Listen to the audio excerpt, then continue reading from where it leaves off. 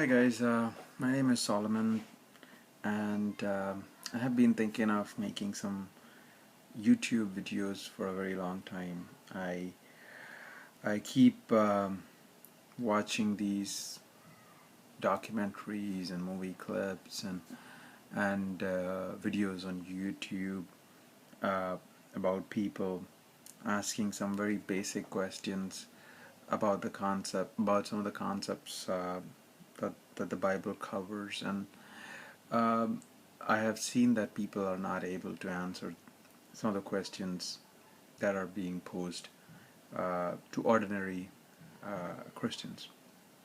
And for this reason, I'm creating these videos. Basically, what I'm going to do is I'm going to take um, a chapter of a of any book in the Bible, and I'm going to go verse by verse, um, and I'm going to communicate my thoughts through these videos, and in the process try to answer some of the most basic fundamental questions about the Christian theology. So this week I'm gonna start with the book of Jude. Um, without wasting any more time, I'm gonna start with the first verse in the book of Jude.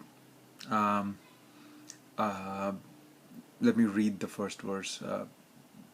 Jude 1 verse 1 says, Jude, the servant of Jesus Christ, and the brother of James, to them that are sanctified by God the Father and preserved in Jesus Christ, called. So the word here for servant is doulos in Greek. Basically, doulos means um, bond servant, or a slave rather. That is a term that Jude chooses to describe himself. He calls himself the bond servant of Jesus Christ. He's also the brother of James. Now, I understand that there is some controversy surrounding the term brother. Let me just quickly, and for that matter, I believe that this term indicates that he is the brother of Jesus Christ. It does not indicate that he is the cousin brother of Jesus Christ or anything of that sort. Um, for the simple reason that the term that is being used for brother is adelphos in Greek, and let me quote a few verses in the Bible where the term adelphos comes over and over again. Let me start with Matthew 1 verse 2. It says, Abraham begat Isaac, and Isaac begat Jacob, and Jacob begat Judas and his brethren. The word brethren is again is adelphos. Here, I think it's very simple, very clear that Jacob begat Judas and his brother. That does not mean his cousin brother. It means Judas's brother. Another verse in Matthew 1:11, and Josias begat Jeconias and his brethren about the time they were carried away to Babylon. Again, it's that basically these verses indicate that a father is giving birth to a son and his brother, not his cousin brother. Matthew 4:18, and Jesus, walking by the Sea of Galilee, saw two brethren, Simon called Peter and Andrew his brother, casting a net into the sea, for they were fishers. And again, the term being used for brother is adelphos, Simon and his brother Andrew. It's not, they obviously are not cousin brothers. They are brothers. Simon and Andrew are brothers. And one more verse, and I will conclude my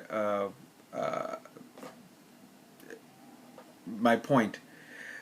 And Matthew 4:21, and going on from thence he saw other two brethren, James the son of Zebedee, and John his brother, in a ship with Zebedee, their father, mending their nets, and he called them. Again, it says that Jesus saw two brothers, James and John, his brother. There are two times the word brother, adelphos, appears in this verse. Both indicate brother, period.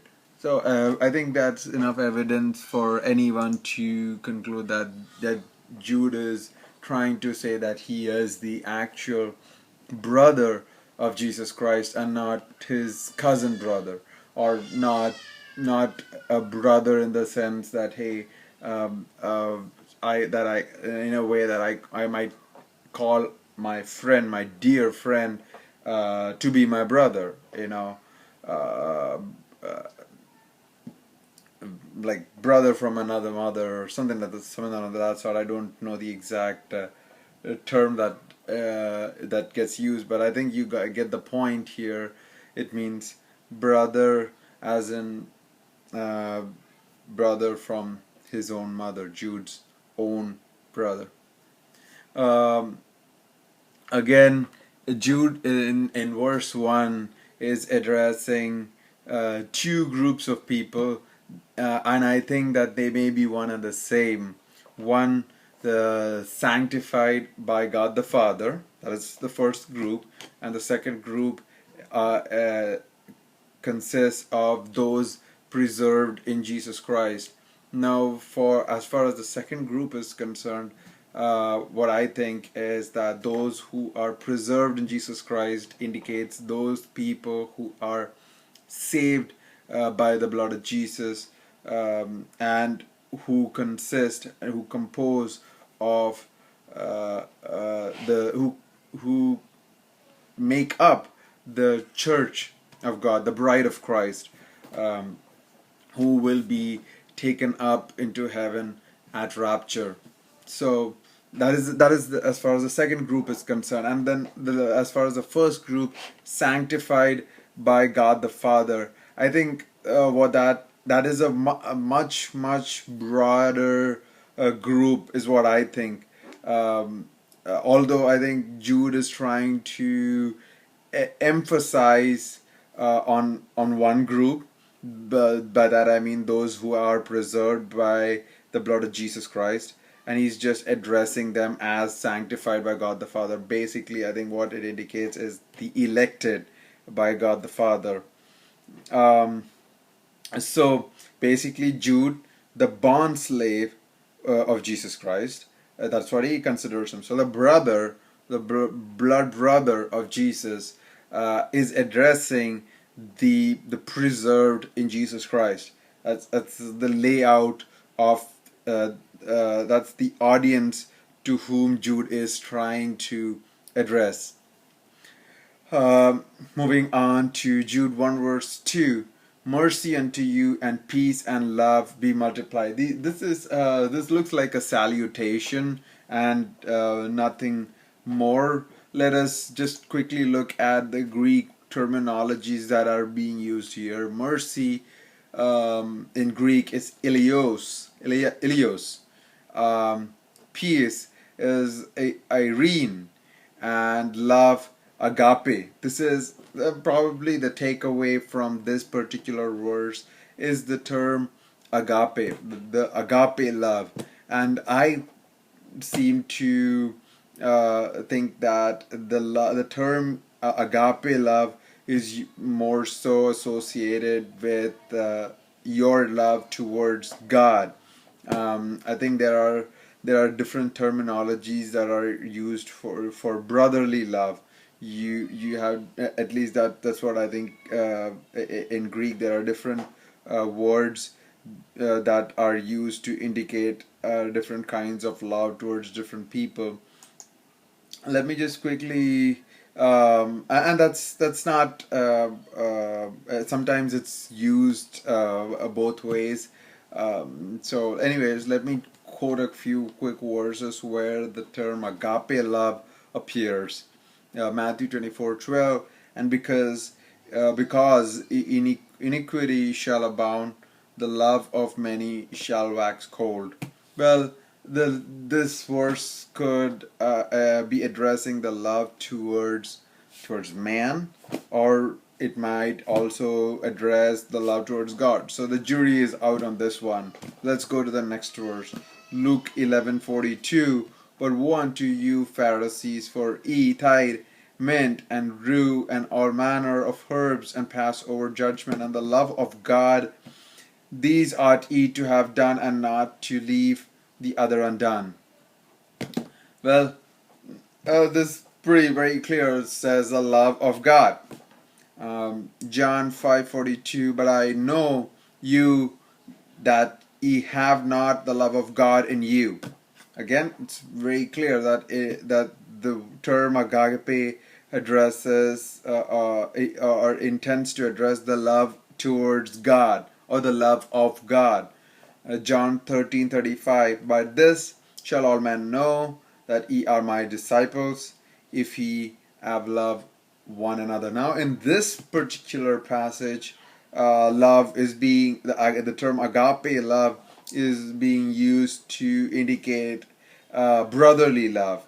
So, as I mentioned, more often than not, agape is being used to indicate love towards God. But then there are certain places in the Bible where agape is being used to indicate other kinds of other forms of love as well. Um, let's move on to the next verse. Beloved, when I gave all diligence to write unto you of the common salvation, it was needful for me to write unto you and exhort that ye should earnestly contend for the faith which was once delivered unto the saints. Well, it seems to me that Jude was trying to write about one particular topic, and then for some reason he started writing about something completely different. He started out to write about the common salvation, but then he turned his attention to the importance for us as Christians, or for those people to whom he was addressing, to contend for the faith. Maybe there was some problem at that time that Jude was specifically trying to address, and he was trying to encourage his audience to contend for the faith. Hopefully, as we go on in the book of Jude, we will be able to understand why is it that Jude is exhorting his audience to contend for the faith. I think it's with sufficient reason that Jude is trying to address this particular topic, and it's not in vain. That ye should earnestly contend for the faith which was once delivered unto the saints. Very interesting. Let me see if there are any terms in Greek that catch my eye.